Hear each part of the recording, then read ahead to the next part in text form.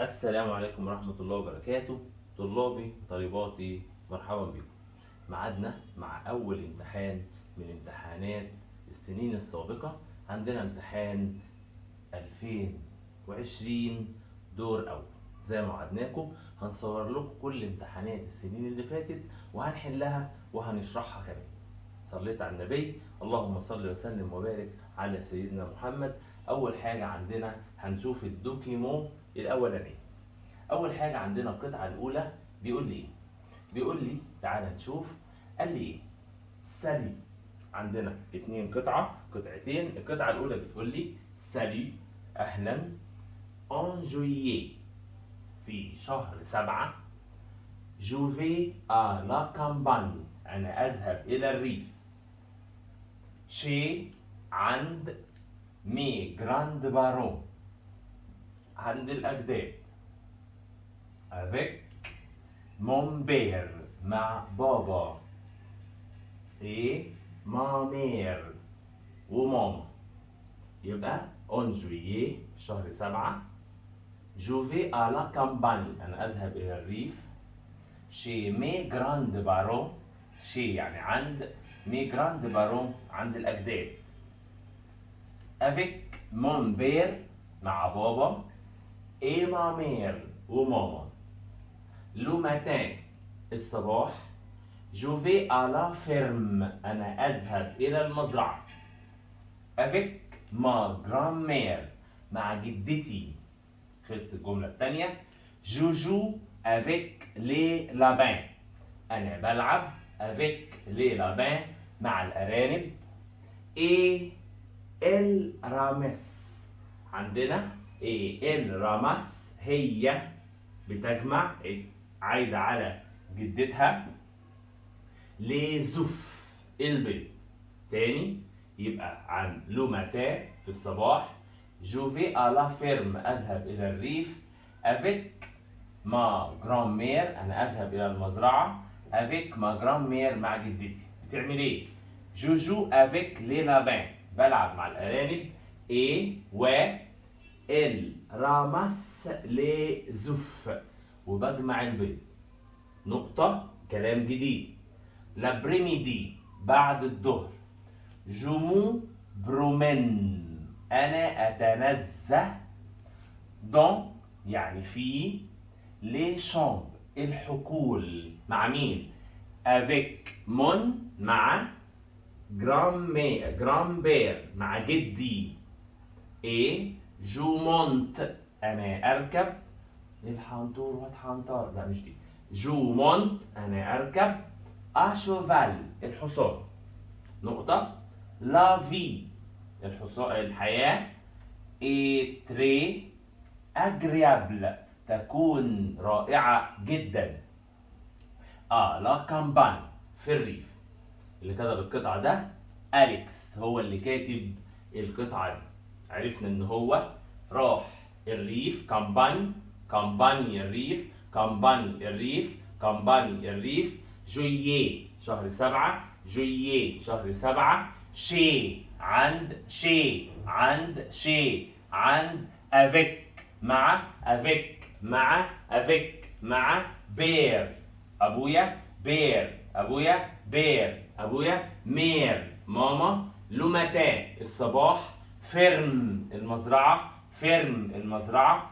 جرام مير جدتي، جراند مير جدتي. لابان ارانب، لابان ارانب. رامس يجمع، رامس يجمع. ليزو البيض. ابريميدي بعد الظهر، ابريميدي بعد الظهر. جمو برومين ده ايه؟ يتنزه. شامب الحقول، شامب الحقول. جران بير جدي. جو مونت اشوفال بركب الحصان. لا في الحياة. اجريابل رائعة. كامباني يعني ايه؟ الريف. يبقى كده احنا عرفنا الكلمات المهمة اللي موجودة في القطعة. السؤال الاولاني بيقول لي ايه؟ بيقول لي أليكس. أليكس كاتب الخطاب. اكري سو ميساج كتب هذه الرسالة. بور بارلي عشان يتكلم. دو عن. أليكس كتب الرسالة دي بور عشان بارليه يعني يتحدث، دو عن عشان يتكلم عن ايه؟ أول حاجة فاكانس أجازته، سي كوبان أصدقائه، سي زيتود دراسته. يبقى عشان يتكلم عن ايه؟ عن الأجازة ولا الأصدقاء ولا الدراسة؟ تعال نشوف صح ولا غلط. برافو عليك، عشان يتكلم عن الايه؟ عشان يتكلم عن الأجازة. يبقى اخترت الإجابة الأولى أهي اللي هي مين؟ سي فاكانس الأجازة. طيب السؤال التاني، أليكس فا ألا كامباني. أليكس راح فين؟ الريف. ليه؟ أليكس راح الريف امتى؟ أول حاجة اون ايفير في الشتاء، وبرانتون في الربيع، اون ايتي في الصيف. تعال نشوف شهر 7. أول كلمة في الجملة اون جوييه، ده شهر 7 في الصيف، لأن احنا عندنا من 12 ل 3 شتاء، 3 ل 6 ربيع، من 6 ل 9 صيف، من 9 ل 12 خريف. شهر 7 ده ماله؟ صيف. فإذا إيفير شتاء، برانتون ربيع، التي اللي هي الصيف. وكده اخترنا الإجابة الأخيرة اللي هي التي. اللي بعدها أليكس فا ألا كامباني. أليكس اسم الشخص، فا يعني يذهب، ألا إلى، كامباني الريف، إيه وسون جراند بير وجده. يبقى أليكس راح الريف هو وجده، بيعملوا إيه؟ تعال نشوف. أليكس لما راحوا الريف هو وجده، تعال ندور على الجملة اللي فيها جراند بير موجودة فين؟ السطر الأولاني؟ لا. السطر الثاني؟ لا. السطر الثالث اهو، السطر الثالث واول الرابع. اذا انا بجيب الجمله منين؟ من النقطه فين والنقطه خلصت وفين. تعال نشوف. الجمله عندي السطر الاولاني اهو خلص، يبقى كده الجمله الاولى. الجمله الثانيه خلصت عند مير. الجمله الثالثه خلصت عند اوف البيض. الجمله الرابعه هتبدا من عند ابريمي دي بعد الظهر. بتنزه في الحقول افيك مون جراند بير وجو مونت اشوفال. يبقى بيتنزهوا في الحقول مع جده وبيركب حصان. تعال نشوف عملوا ايه. أليكس راح الريف هو وجده. أول حاجة جمعوا البيض، راماس ليزو، جمعوا البيض، ولا سوبروميني وشوم بيتنزهوا في الحقول، ولا جو افيك لي لابان ولا هيلعبوا مع الأرانب.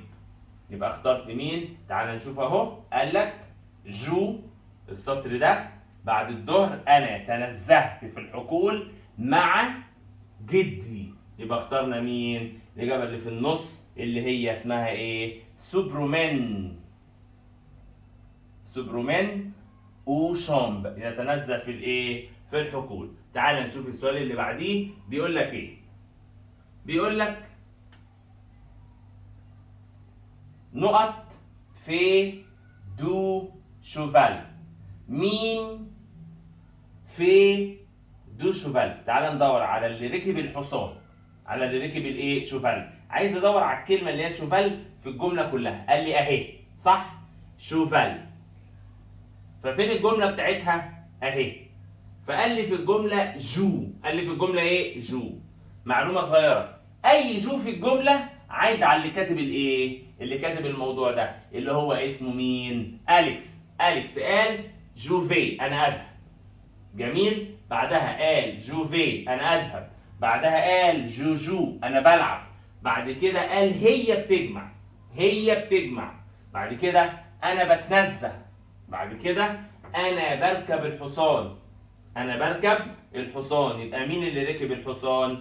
جران بيردو أليكس، جد أليكس، ولا أليكس ولا أبو أليكس؟ يبقى اخترنا مين؟ الإجابة اللي في النص اللي هو مين؟ أليكس إيه؟ اللي كتب الإيه؟ اللي هو ركب الإيه؟ الحصان. أليكس هو ركب الإيه؟ الحصان. في مشكلة كده؟ يبقى القطعة الأولى عرفنا يا معلمين الإيه؟ الريف، وإزاي أليكس قضى الأجازة في الريف. تعال نشوف القطعة الثانية بيقول لي إيه؟ سالي أهلا، مون ربا بريفيري إيه لو ديجني. وجبتي المفضلة ايه يعني تكون لو ديجني الغداء. الغداء ايه؟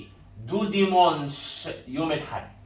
يبقى مون ريبا بريفيري وجبتي المفضلة ايه لو ديجني غداء دو ديمونش يوم الحد. خلصت الجملة. دابيتود كالعادة. فاصلة. نو مونجون نحن نأكل. دولا سالاد بياكلوا سلطة. دو تومات سلطة طماطم. puis ثم دو بولي ثم فراخ. avec des pommes de terre فراخ مع بطاطس. تاني بياكلوا يوم الحد كالعادة. نحن نأكل سالاد دو تومات سلطة الطماطم. puis ثم دو بولي دجاج. avec des pommes مع بوم دو تير بطاطس. ايه و دي كاروت وجزر. خلصت الجملة التانية. آخر كلمة اسمها كوم معناها كديزير اللي هي ديسير اللي هي ديزرت بالانجليزي حلويات. كوم ديسير كتحلية. إليا دو جاتو يوجد جاتو. أو une tarte ou pomme أو تورتة تفاح. فاصلة. نقطة. خلصت الجملة. جادور سا أنا أعشق ذلك. بحب الكلام ده أوي. ما بواسون بريفيري مشروبي المفضل. ما بواسون بريفيري مشروبي المفضل. إيه لا ليموناد بيحب إيه؟ ليمونادة عصير الإيه؟ الليمون. نقطة. جيم لو بولي أحب الدجاج. بيحب الفراخ. لا فيوند اللحمة. جميل.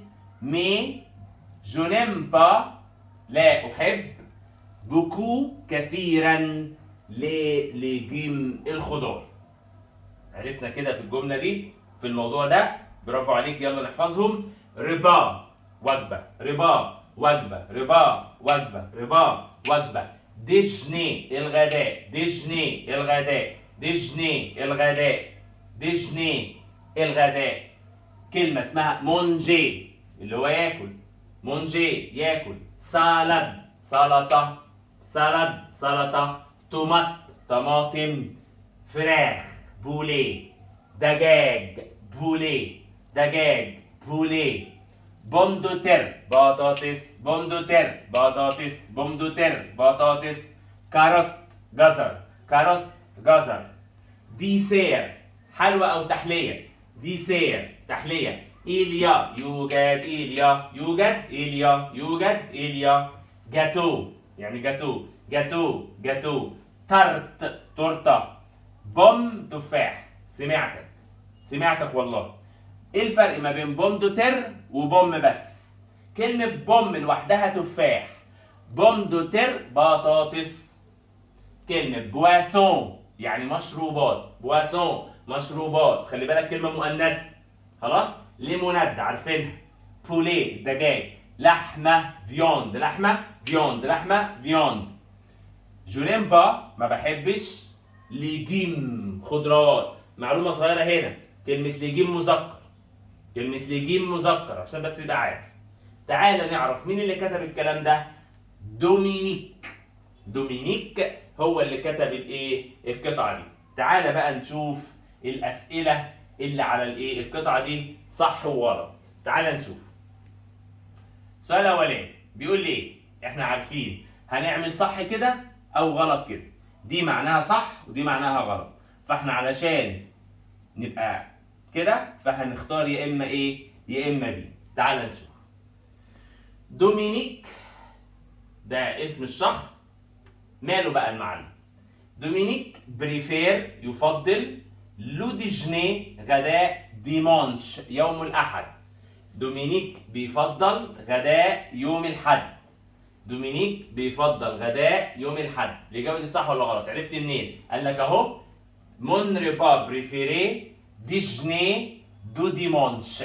يبقى الإجابة الأولى صح ولا غلط؟ برافو عليك. اخترنا الإجابة الأولى اللي هي صح فري. اعمل صح عادي. خلاص. السؤال التاني. لو ديمانش يوم الاحد. لو ديمانش يوم الاحد. ديمانش يوم الاحد.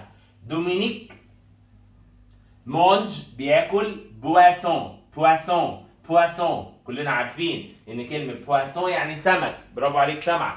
بواسون يعني ايه؟ سمك. بواسون يعني ايه؟ سمك. هو اصلا كل سمك في الحوار هنا خالص؟ ما كلش سمك. خلي بالك بواسون مشروب كلمه مؤنثه. بواسون سمك كلمه مذكره. بواسون سمك. بواسون بواسون مشروب. يبقى السؤال الثاني غلط علشان هو اصلا ما كلش غير ايه؟ لو نفتكر هتلاقي الراجل عمل ايه؟ كل فراخ. عمل ايه؟ كل فراخ. ليه؟ قال لك بناكل سلطه معاها فراخ معاها بطاطس، شكلها صينيه بطاطس كده انت عارفها في الفرن. جميل. عارف ان انتوا جعانين. يلا اللي بعدها. دومينيك ام بوكو بيحب كثيرا لي جاتو. هل بيحب الجاتو؟ تعال نشوف. الراجل اشترى ايه؟ قال لك اليا جاتو او تورته. يبقى بياكل في التحليه في السطر التالي جاتو او تورته. يبقى الاجابه مالها صح. الاجابه مالها صح. تعالى السؤال اللي بعديه. دومينيك ادور. ايه ده؟ ايه الفعل ده؟ معناه يعشق. طب هل اصلا دومينيك بيعشق الخضار؟ عرفت منين؟ تعالى فوق قال لك اهو نيمبا. قال لك ايه؟ نيمبا. يعني ايه نيمبا؟ لا يحب. يعني ايه نيمبا؟ لا يحب الخضار. طب هل هو بيعشق الخضار؟ يبقى الاجابه الاخيره ايه؟ غلط. يبقى عرفنا القطعه بتاعتنا دي قال لي بتتكلم عن الايه؟ عن الوجبات المفضله. تعال نشوف تاني سؤال عندنا بيتكلم عن الايه؟ بيتكلم عن المواقف. سؤال المواقف اللي هو سؤال السيتويشن. تعال نشوف بيقول ايه. قال عندنا السؤال بتاع السيتياسيون بيتكلم عن ايه؟ صليت على النبي عليه الصلاة والسلام. قال لك يا محترم رقم واحد. رقم واحد بيقول ايه؟ فو يعني ايه؟ انتم. فو يعني ايه؟ انتم. ريفيوزي ترفضوا. انفيتاسيون الدعوة. خلي بالك لما اجي احل سؤال مواقف عارف ان في عندي حاجة اسمها ايه؟ انتم تسألوا صديقكم او صاحبكم بيسألكم. انتم بتوافقوا على الدعوة او بترفضوا الايه؟ الدعوة. لو وافقت على الدعوة هقول ايه؟ ولو رفضت الدعوة هقول ايه؟ تعال نشوف. اول حاجة عندك لما اجي اوافق على الدعوة او ارفض الدعوة، لو وافقت على الدعوة هقول ايه؟ هقول داكور. هقول ايه؟ هقول داكور. طب لو رفضت الدعوة ايه اللي انا هقوله؟ هقول لك مش موافق. هقول لك ايه؟ مش موافق. يبقى قال له فو ريفيوزي يعني ايه؟ انتم ترفضوا. انفيتاسيون يعني ايه؟ الدعوة. دو فوتر امي يعني ايه؟ صديقكم. يبقى بترفضوا الدعوة بتاعت صاحبكم. انتم هتقولوا ايه؟ هقول لك بيان سور بالتأكيد افيك بليزير بكل سرور. لا انا مش جاي. ولا هتقول لي انا موافق؟ الاولى معناها انا موافق. الثانيه داكور جو في فينير انا سوف اتي. انا سوف ايه؟ اتي. ينفع. اللي بعدها باردون جو ني بو با. اسف انا مش جاي. اسف انا مش جاي. يبقى اخترت ايه؟ اخترت الاجابه الاولى ولا الاجابه الثانيه ولا الاجابه الثالثه؟ قال لي اخترنا الاجابه الثالثه اللي هي معناها ايه؟ اللي هي معناها اسف باردون. اسف ايه؟ باردون. يبقى اخترت الاجابه الاخيره اللي هي باردون.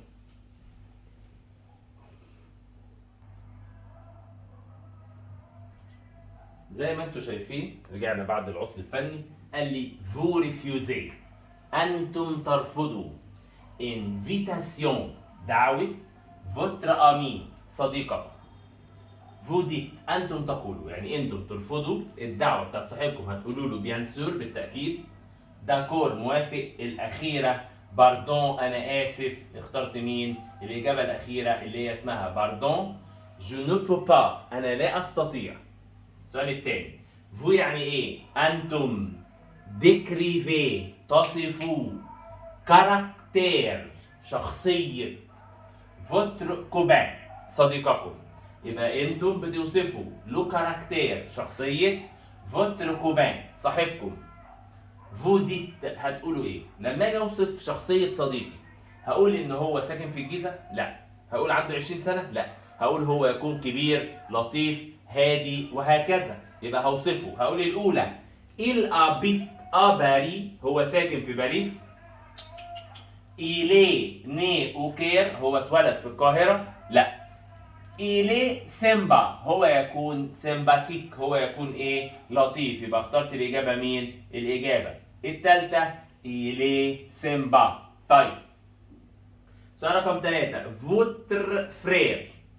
votre frère يعني اخيكم. vous demande بيسالكم. vous demande بيسالكم. ما هو انتوا بتسالوا صاحبكم او صاحبكم هو اللي ايه؟ بيسالكم. تسالوا اخوكم او اخوكم هو اللي ايه؟ بيسالكم. يبقى فوتر فرير اخيكم، فو ديموند بيسالكم، سكو عن الذي، الفو يلزم او يجب، بور فير علشان نمارس، دو تنس ايه اللي انت محتاجه عشان تلعب تنس. فوديت انتم تقولوا محتاجه عشان العب تنس اللي هي التنس. سي مون سبور بريفيري انها رياضتي المفضله. او كلوب النادي. ولا امبال كوره. دو راكيت مضربين. يبقى عندنا اهو فوتر فرير، فوديموند صاحبكم بيسالكم، اخوكم بيسالكم عن الذي يجب ان نفعله عشان نلعب ايه؟ التنس. محتاجه ايه اللي لازمك عشان تلعبي تنس؟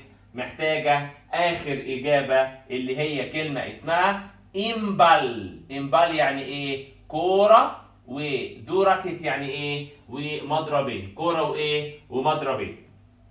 تعال نشوف السؤال رقم 4. بيقول لي فو يعني ايه؟ انتم ديموندي تسالوا فوتر مير والدتكم. بتسالوا مامتكم، تسال والدتك بتقول لها ايه؟ او يعني ايه؟ اين. ويعني ايه؟ اين. الاشت هي بتشتري دوبان عيش. هي بتشتري عيش منين؟ ال دي هي هتقول. يبقى فو ديموندي انتم تسالوا، فوتر مير مامتكم. ويعني ايه؟ اين. او الاشت هي بتشتري دوبان خبز. يبقى ماما بتشتري عيش منين؟ هتقول لك اول مكان بواسونيري محل السمك. بواسونيري محل السمك. بوشيري محل الجزاره. بوشيري محل الجزاره. بولونجيري الفرن.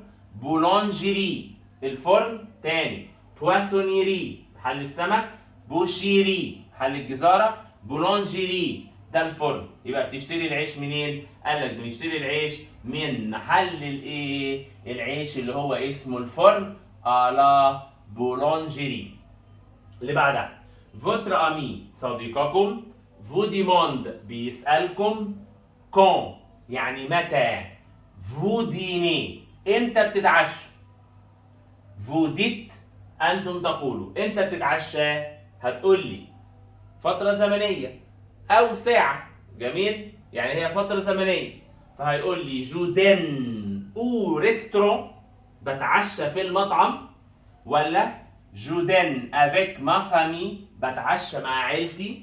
ولا جودن انا بتعشى الساعه 10 او الساعه 22 الساعه 10 اللي هي 22 الساعه كام؟ 22 اللي هي الساعه 10. يبقى هتعشى الساعه كام؟ جودن ديز الساعه 10 اللي هي 22. طيب سؤال رقم 6 فوتر امي صاحبكم. فو ديموند بيسالكم. فوتر امي صديقكم. فو ديموند بيسالكم كيل فروي اي فاكهه. فو زيمي انتم تحبوا. فو ايمي انتم تحبوا. يبقى فوتر امي صديقكم. فو ديموند بيسالكم. كيل فروي اي فاكهه. فو زيمي انتم تحبوا. فو ديت انتم تقولوا ايه الفاكهه اللي انتم بتحبوها؟ فهتقول انا بحب كذا. جيم لي بانان بحب الموز. جيم بوكو لولي احب كثيرا اللبن. اللي بعدها جيم لي كاروت احب الجزر. يبقى اخترت انهي واحده؟ اخترت الاجابه الاولى جيم ايه؟ لي بانان. طب ليه اخترت جيم لي بانان؟ قال لي يا معلم علشان الموز ده من الايه؟ من الفواكه. الموز ده من الايه؟ من الفواكه. اللي بعدها فوتر امي فوديموند، صاحبكم بيسالكم. او يعني ايه؟ اين. فو يعني ايه؟ انتم. اللي تذهبوا سوفاندرودي. اين انتم تذهبوا يوم الجمعه؟ فوتر امي صاحبكم. فوديموند بيسالكم. ويعني اين؟ فوزالي انتم تذهبوا سوفاندرودي. رايحه فين الجمعه دي؟ هتجاوب عليه تقولي له جوفي بيان ميرسي، معناها انا بخير. جوفي الكسندري، انا رايح اسكندريه. جو دوتيست لو فاندردي، انا بكره يوم الجمعه. يبقى رايح فين؟ قال لي انا رايح الى الاسكندريه. رايح الى الايه؟ الى الاسكندريه. جوفي الكسندري. كده نكون خلصنا سؤال الايه؟ الموقف. يلا بينا بقى نخش على سؤال الجرامير ونمسك سؤال سؤال ونحل عليه ونفهمه. تعال نشوف. اول حاجه عندنا سؤال الجرامير، عندنا 7 اسئله زي ما انت شايف. جميل. احلهم ازاي وافهمهم ازاي؟ تعال نشوف. هنبدا واحده واحده ونحل، وهنراجع على 7 قواعد. يعني كام قاعده؟ 7 قواعد. يعني في الامتحان ده هتراجع على 7 اسئله من اسئله الايه؟ الجرامير. اول حاجه عندك قال لك نقط فون دو سبور. نقط فون دو سبور. طب اعمل ايه؟ وراح مديني نو ولا فو ولا il avec اس. اعمل ايه يا ريس؟ تعال نشوف هنعمل ايه. واخد بالك انت من الفعل ده؟ تعال نعرف بقى اصلا تصريفات الافعال بنعملها ازاي والكلام ده بيتحل ازاي. تعال نشوف. عندنا ايه؟ رقم 1 قال لك اصلا يا ريس الافعال بتاعتنا، احنا عندنا افعال مجموعه اولى وثانيه وثالثه. فعندنا الضمائر. انا يعني ايه؟ جو. أنت تو. هو إل. وهي إل. نحن نو. وأنتم فو. وهم إل أفيك أس وإل أفيك أس. في حاجة صعبة كده؟ طب تعالى نشوف. أول حاجة إيه النهايات بقى اللي أنا هحطها مع الأفعال دي؟ احفظ معايا نهايات المجموعة التالتة. إيه هي؟ قال لك مع الجو بنحط إيه؟ أس. مع التو أس. مع ال والال تي او دي. مع ال والال تي او دي. احفظ معايا نهايه المجموعه الاولى او الثانيه او الثالثه.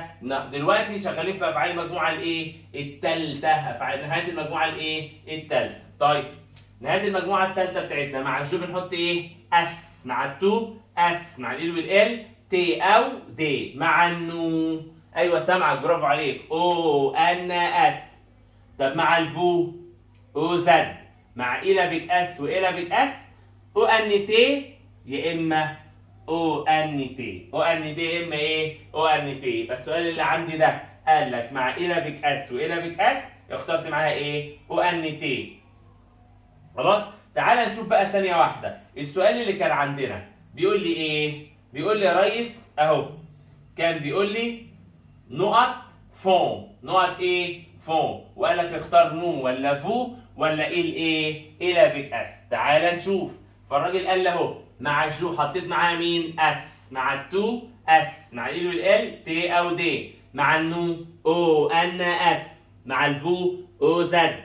مع الى بيك اس والى بيك اس اي ان تي اللي هي او ان تي او او ان اي تي. الراجل اداني قال لك نقط اهو وراح حط لك فون. حط لك مين؟ فون. اختار معاه انهي ضمير من دول؟ مين اللي بياخد او ان تي؟ برافو عليك. الضمير مين؟ ال افيك اس يا اما ال افيك ايه؟ اس. في حد كده مش فاهم؟ يبقى انا كده فهمت. اول حاجه عندي لو انا دخلت السؤال الاولاني هعمل ايه؟ هدور على نهايات المجموعه الايه؟ الاولى او الثانيه او الثالثه.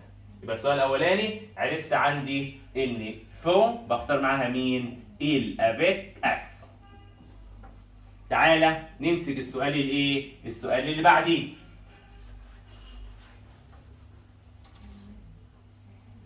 يلا بينا نخش على السؤال الايه؟ اللي بعديه. يبقى السؤال الاولاني كلمة فون اخترنا معاها ايه؟ قال لك فون اخترت معاها il avec اس. اخترت معاها مين؟ ال افيك اس الاجابه الاخيره. السؤال اللي بعديه قال لي عندنا نقط كولور، نقط ايه؟ كولور. بريفير تو، رياضه ايه؟ لون بتفضل انت، وراح مديني كل وكل وكل. مالهم التلاته دول؟ تعالى بينا نشوف ايه الفرق ما بينهم. اول حاجه يا ريس، قال لي احنا عندنا حاجه اسمها اداه استفهام كل ام ال واحده، جميل، وعندنا كل ام 2 ال. ايه الفرق ما بينهم؟ قال لي دي بتاعه المفرد المذكر، ودي بتاعه مين؟ المفرد المؤنث. طب والتانيين؟ قال لك دي بتاعه كل ام ال واحده واخرها اس، بتاعه الجمع المذكر، ودي بتاعه الجمع الايه؟ المؤنث. الجمع المين؟ المؤنث. يبقى عندنا كل ام ال واحده بتاعه المفرد المذكر، كل ام 2 ال بتاعه المفرد المؤنث، دي بتاعه الجمع المذكر، ودي بتاعه الجمع الايه؟ المؤنث. الجمع الايه؟ المؤنث. طب السؤال كان ايه؟ قال لك نقط، قال لك اهو نقط، وراح حاطط لي كلمه اسمها كولور. كلمه كولور مفرد ولا جمع؟ مفرد. كلمه كولور مفرد ولا جمع؟ مفرد. طب مذكر بقى ولا مؤنث؟ احفظها معايا، كولور مؤنث. كولور مالها؟ مؤنث، حاله شاذه. يبقى اختار معاها مين؟ كلمه ال واحده ولا ام 2 ال؟ اخترت معاها مين؟ كيلو ام ايه؟ ام 2 ال. كيلو ام ايه؟ ام 2 ال. يبقى انا كده عرفت اداه استفهام اسمها ما او اي. ما او ايه؟ او اي. اسمها كل وكل. اسمها ايه؟ كل وكل. يبقى كده السؤال الثاني اخترنا معاها كيلو ام ايه؟ ام 2 ال. تعالى نشوف بقيه الاسئله.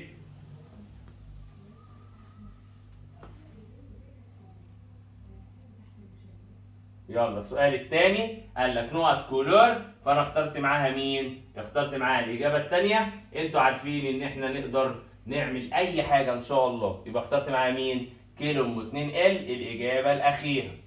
السؤال اللي بعدها قال لي منى بورت ام بنطلون. ايه ده؟ كلمه يا منى؟ لا مش دعوه بمنى، قال لي دعوه بمين؟ بكلمه بنطلون. كلمه بنطلون مذكر مؤنث؟ مذكر. فاداني اختيارات، قال لك بلو يعني ازرق، روج نوار. الثلاثه اخرهم او. انا عارف ان في ناس شاطره جاوبتها من اول بصه، جميل. تعالى نعرف. بورد بنطلون مذكر مؤنث؟ مذكر. طب احلها ازاي؟ تعالى نشوف. قال لك يا معلم اهي الالوان، قال لك الالوان فيها مفرد مذكر، فيها ايه؟ مفرد مذكر، وفيها مفرد مؤنث. مفرد ايه؟ مؤنث. اعمل ايه؟ قال لك هنا بيديني بنطلون، يعني بيديني حاجه مذكر. وهنا مثلا بيديني كلمه شيميز اهي، دي حاجه مؤنث. وعايز لون، وعايز ايه؟ لون. ايه الالوان بتاعتنا؟ قال لك رقم واحد بنأنث الالوان، بنضيف عليها او. يعني لو عندنا لون اسمه بلو ازرق، طب المؤنث بتاعه ايه؟ بلو اهو زي ما هو، بس حطيت عليها مين؟ حطيت عليها او، فبقى ده ازرق، ودي مالها؟ زرقاء. دي مالها؟ زرقاء. طيب رقم اتنين قال لي بقى خلي بالك، في عندنا الوان بتمشي مذكر ومؤنث. بتمشي ايه؟ مذكر ومؤنث. ايه الالوان اللي بتمشي مذكر ومؤنث؟ افتكر معايا، البت روز، حاطه روج، شاربه اورانج، اوضتها بيج، بتحب الموف، اصلها جن يعني اصفر، والبني مارو. والبني مارو. يبقى انا عندي ايه الالوان اللي بتمشي مذكر ومؤنث؟ روز، روج، اورانج، بيج، موف، جون، ومعاهم مين؟ مارو. يبقى الالوان في مذكر وفي مؤنث. بنطلون مذكر، جميل. بصيت على الكلمه اللي بقى ايه اللي قبل النقط، لقيتها كلمه مذكره، هختار حاجه من دي. بعد النقط اهي لقيت كلمه شميز اللي قبل النقط لقيتها مؤنثه، احط معاها مين؟ حاجه من هناك. طب ببص بقى لقيت الثلاثه اخرهم قوم، فبدور على حاجه من الحالات الشاذه. ايه الحالات الشاذه؟ روز، روج، اورانج، بيج، موف، جون، مارو. دول بيمشوا مذكر وايه؟ ومؤنث. طيب عندنا بقى السؤال كان قايل لي ايه؟ قال لك نقط بنطلون. نقط ايه؟ بنطلون. البنطلون مذكر ومديني اختيارات، الثلاث اختيارات اخرهم قوم. اعمل ايه؟ تعال نشوف ايه اللي احنا هنعمله. قال لي اهو يا ريس، قال لي عندنا اهو، قال لك بلو ولا روج ولا نوار، وكلمة بنطلون مذكر. برافو عليك، أنا عندي بلو زرقاء، نوار سوداء، أما كلمة روج بتمشي مذكر وإيه؟ بتمشي مذكر ومؤنث، فعشان كده اخترت معاها مين؟ اخترت معاها روج، اخترت معاها روج. السؤال اللي بعديه قال لي عندنا توفا او كلاب، أنت رايح النادي؟ فأنا قلت له وي جو نقط في، أنا أذهب. إيه ده؟ ده ضمير مفعول. طب أحط أي واحدة؟ إجراج ولا أون ولا لوي؟ ركز بقى معايا. أنا ببص فين؟ بصيت في الجملة الأولى لقيت علامة استفهام، فببص على الكلمة اللي قبل علامة الاستفهام اللي هي اسمها أو كلاب، إلى النادي. أنت رايح إلى النادي؟ ايه ده؟ ده نادي، ده مكان. طب ده حرف جر، يبقى مكان مسبوق بحرف جر. اعمل ايه بقى في المكان المسبوق بحرف جر؟ احط معاه مين؟ تعال نشوف. قال لي عندنا لو في مكان مسبوق بحرف جر، لو في ايه؟ مكان مسبوق بحرف ايه؟ جر. لو في مكان مسبوق بحرف ايه؟ جر. ايه اللي انا هعمله؟ هحط معاه الضمير الشخصي اجراج. ضمير الشخص إجراج ده معناه إليه أو إليها أو إليهم أو عنده وهكذا. طب ده بيعوض عن إيه؟ قال لي ده بيحل محل، أهو بيحل محل مفعول به، بيبقى مكان غير مباشر. المفعول ده إيه؟ ده غير مباشر، مسبوق بحرف جر. مسبوق بحرف ايه؟ جر. ايه حروف الجر؟ اللي هي الى وفي، اللي هي واو والا وال ابوستروف واو وشي ودون وهكذا. يبقى انا كده عرفت ان في عندي ضمير الشخص اجراج بيحل محل مفعول مسبوق بايه؟ بحرف جر، وبيبقى ايه؟ مكان. بيبقى ايه؟ مكان. طب اديني مثال. المثال اللي عندنا قال لك توفا، انت رايح، او كلاب، الى النادي، علامة استفهام. فالراجل جاوب عليا وقال لك ايه؟ قال لي وي نعم، جوي نقط في. انا اعمل ايه بقى؟ انا هشيل الكلمه اللي قبل علامه الاستفهام، طلعت مكان مسبوق بحرف جر. مسبوق بحرف ايه؟ جر. اعمل ايه؟ هشيلها واحط مكانها مين؟ احط مكانها اجراج. احط مكانها اجراج. توفا او كلوب، انت رحت النادي؟ وي نعم، جوي في نعم، انا ذهبت اليه. نعم ايه؟ انا ذهبت ايه؟ اليه. يبقى انا كده عرفت لو انا رايح مكان هحذفه واحط مكانه الضمير الشخصي مين؟ اجراج. الضمير الشخصي مين؟ اجراج. يبقى انا عرفت اهو السؤال رقم 4. توفا او كلوب، قال لي وي، اخترت معاها مين؟ قال لي اخترت معاها اجراج اللي هو ده. في مشكله كده؟ تعال نشوف السؤال اللي بعديه بيتكلم عن ايه؟ بيتكلم عن حروف الجر. تعال نشوف. قال لي اهو يلا بينا. قال لك فيت اتانسيون نقط فو روج، انتبه. نقط فو روج، انتبه الى الاشاره الحمراء. عندنا الكلمه اللي بعد النقط اللي هي فو، الكلمه دي مذكر ولا مؤنث؟ تعال نشوف. عندنا يا ريس في حاجه اسمها ايه؟ في عندنا او مع المذكر، لا مع المؤنث، الا ابوستروف مع المبدوء بحرف متحرك، والاو بتاعت مين؟ الجمع. يبقى عندنا او بتاعت مين؟ المفرد المذكر، والا المفرد المؤنث. طب والا ابوستروف؟ المفرد المبدوء بحرف متحرك، والاي واكس اللي هي الاو بتاعت مين؟ الجمع. فالسؤال اللي عندنا قال لك ايه؟ قال لك نقط وراح حاطط لك كلمه اسمها ف، الكلمه دي مذكر، اذا هحط معاها مين؟ حطيت معاها او اللي هي معناها الى الاشاره، الى الاشاره. فانا اخترت معاها مين يا ريس؟ اخترت الاجابه انهي واحده؟ اخترت الاجابه الاولى اللي هي اسمها اوفو روج. وماليش دعوه بكلمه احمر، لان كلمه احمر بتمشي مذكر ومؤنث، وهو حاططها عشان ايه؟ يغلطك ويخليك ايه؟ غلطان وشاكك في نفسك. اهي يبقى عندي اهي السؤال بيقول لي ايه؟ بيقول لك faites attention او فو روج، انتبه الى الايه؟ الى الاشاره الحمراء. يبقى السؤال اللي قبليه احنا اخترنا اجراد، والسؤال ده احنا اخترنا معاه مين؟ اخترنا معاه او. تعالى بعدها قال لي عندنا اول ما الاقي دوما اختار فعلين مش بينهم دي اي، الاول فعل الله والتاني في المصدر. يبقى اول ما الاقي دوما، دوما يعني ايه؟ غدا. دوما يعني ايه؟ غدا. دوما يعني ايه؟ غدا. اول ما الاقي دوما اختار فعلين، الاول فعل الله والتاني ايه؟ مصدر. فبصيت على النقط بدور على فعلين، لقيت الاختيارات ايه؟ كلهم فعل واحد، فا وايه وفيان. بس بصيت بعد النقط لقيت الفعل فين؟ في المصدر. يبقى انا ناقصني ايه؟ الفعل الاولاني. يبقى انا عندي حاجه اسمها المستقبل القريب. حاجه اسمها الايه؟ المستقبل القريب اللي هو الفيتور بروش. اللي هو مين؟ الفيتور بروش، المستقبل القريب.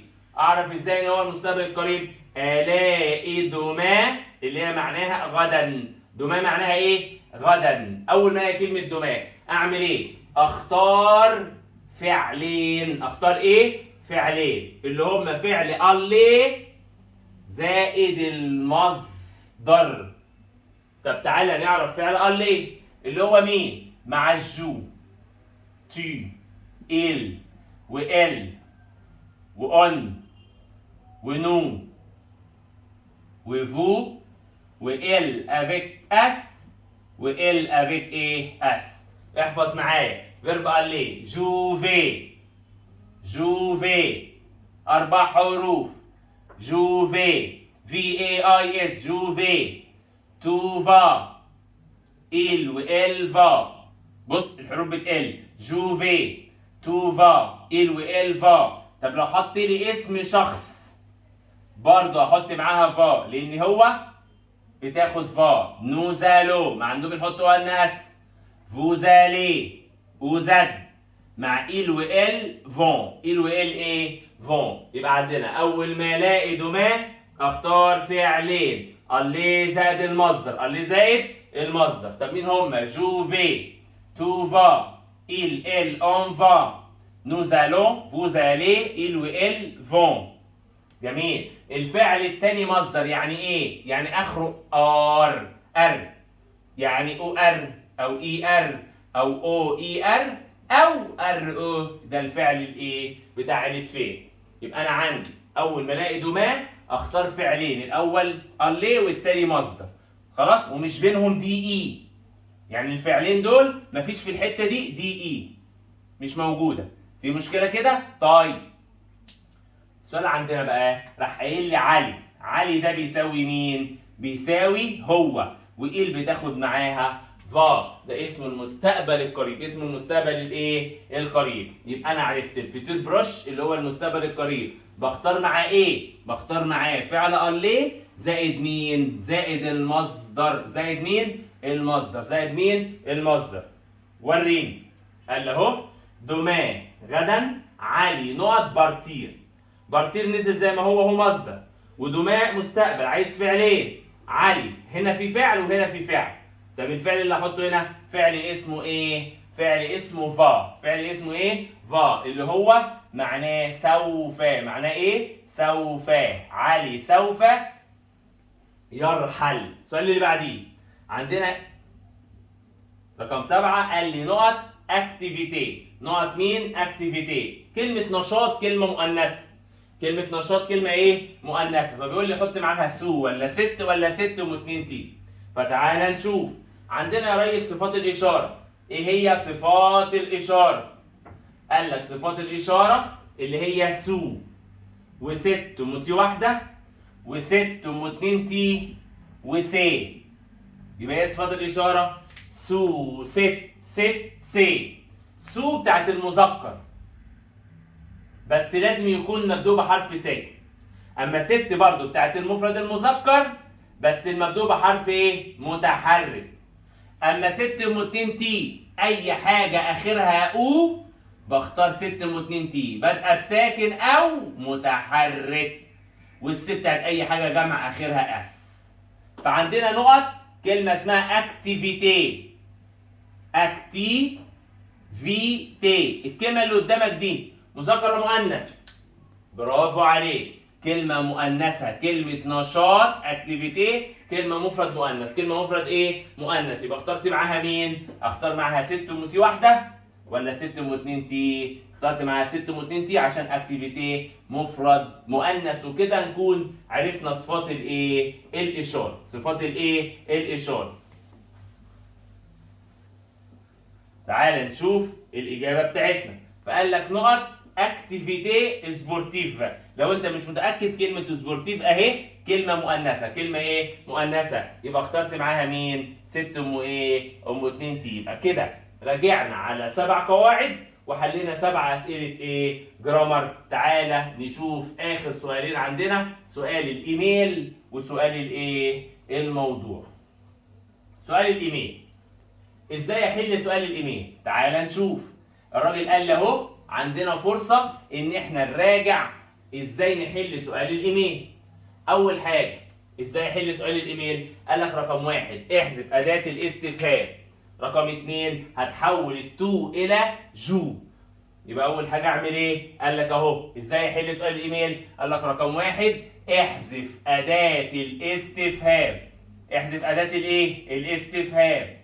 رقم 2 هتحول التو الى جو. لو لقيت في الجمله تون او طا او تي احولهم الى من او ما او مي. في حاجه صعبه كده؟ لو لقيت تي اي حولها لام اي. يبقى اول حاجه احذف استفهام، حول التو الى جو، ونزل تونتا تي لماما مي اللي هي صفات الملكيه، ونزل باقي الجمله ونزل باقي الجمله. في حاجه صعبه كده؟ طب ايه اما اداه استفهام؟ احفظ معايا 1 2 3. منكي مع من افيكي. مع من افيكي. مع من افيكي. منكي مع من افيكي. أين أو؟ كيف كومون؟ في أي ساعة أكيلور؟ في أي ساعة أكيلور؟ تاني منكي مع من أفيكي. يبقى أول حاجة من يعني إيه؟ من يعني كي. مع من أفيكي. أين أو؟ كيف كومون؟ في أي ساعة أكيلور؟ في أي ساعة أكيلور. متى كون؟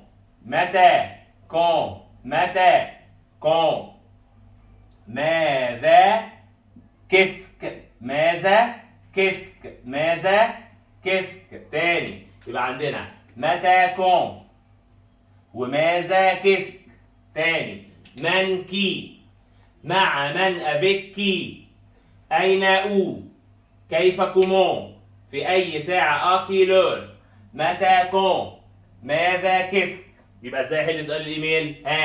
أول حاجة احذف أداة الاستفهام رقم 2 هتحول التو الى جو. رقم 3 لو لقيت تونتاتي احولها مونامي، لو لقيت تي اي احولها الام اي. جميل قوي. ايه ادوات الاستفهام اللي انا عايز احذفها؟ من كي، مع من افيك كي، اين او، كيف كومون، في اي ساعه اكيلور، متى كون، ماذا كسك. يبقى ده ازاي احل سؤال الايه؟ الايميل. تعالى بقى نشوف ازاي نحل سؤال الايميل في الامتحان بتاعنا اللي قدامنا.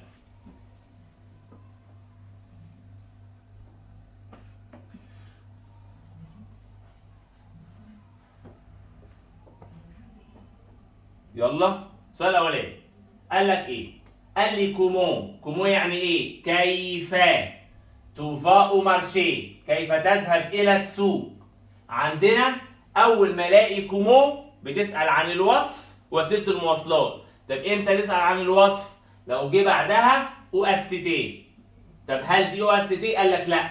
طب لو جه بعدها فا يبقى بتسال عن وسيله المواصلات، يبقى كيف تذهب الى السوق. يبقى انا عرفت ان كومون ايه اول حاجه هعملها؟ هحذف اداه الاستفهام. رقم 2 هحول التو الى جو، ودي هتنزل زي ما هي، واو مارشي هتنزل زي ما هي. يبقى الراجل قال لك اهو كيف تذهب الى السوق، قلت له انا اذهب الى السوق اون باص، بالاتوبيس. دي الاجابه الاولى. السؤال الثاني كون يعني متى. اول ما الاقي متى احط ويك اند. احط ايه؟ ويك اند يعني العطله. يبقى عندنا السؤال الثاني متى، هتقول لي فين؟ في العطله. اللي بعدها افيكي، مع من. هقول له مع علي. احول التو الى جو، ودي هتنزل زي ما هي، ودي هتنزل زي ما هي. في مشكله كده؟ طب مع مين؟ قال لي افيك علي. افيك مين؟ علي. يبقى عندك السؤال بتاع الايميل. ازاي احل الايميل؟ اول حاجه هنزل التحيه سالي زي ما هي. رقم 2 هحذف اداه استفهام واحول التو الى جو، وانزل باقي الايه؟ وانزل باقي الجمله. كده انا عرفت السؤال الاولاني بتاع الايه؟ الايميل. في مشكله؟ تعالى بقى نخش على الايه؟ نخش على الموضوع. نخش على ايه؟ على الموضوع. الموضوع بتاعنا عندنا موضوعين. الموضوع الاولاني بيقول لي vous donne des conseils. انت اديت نصائح à votre ami الى صديقك pour gagner le match عشان يفوز بالمباراة. رقم 1. الموضوع الثاني كيسك فو فيت، ماذا أنت تفعل في الويك إند أثناء العطلة. أو أليفو هتروح فين؟ أفيكي، مع من. يبقى عندنا موضوعين. الموضوع الأولاني اديني 5 نصائح عشان أفوز بالمباراة. أول حاجة أهي كلمة كونساي يعني نصائح. كلمة بور عشان نفوز بالماتش. ايه النصائح اللي هتديها لي عشان تفوز بالماتش؟ اول حاجه هقول له اتدرب جيدا، صح كده؟ هقول له ايه؟ انترين يعني اتدرب. جميل. توا اتدرب جيدا. رقم 2 هقول له ريسبكت، ده هكتبها تحتها. جميل اهي، دي معناها تدرب جيدا. اللي بعدها هقول له ريسبكت يعني احترم انترينور المدرب. رقم 3 هقول له نام بدري، صح؟ اللي هي دور نام تو يعني مبكرا.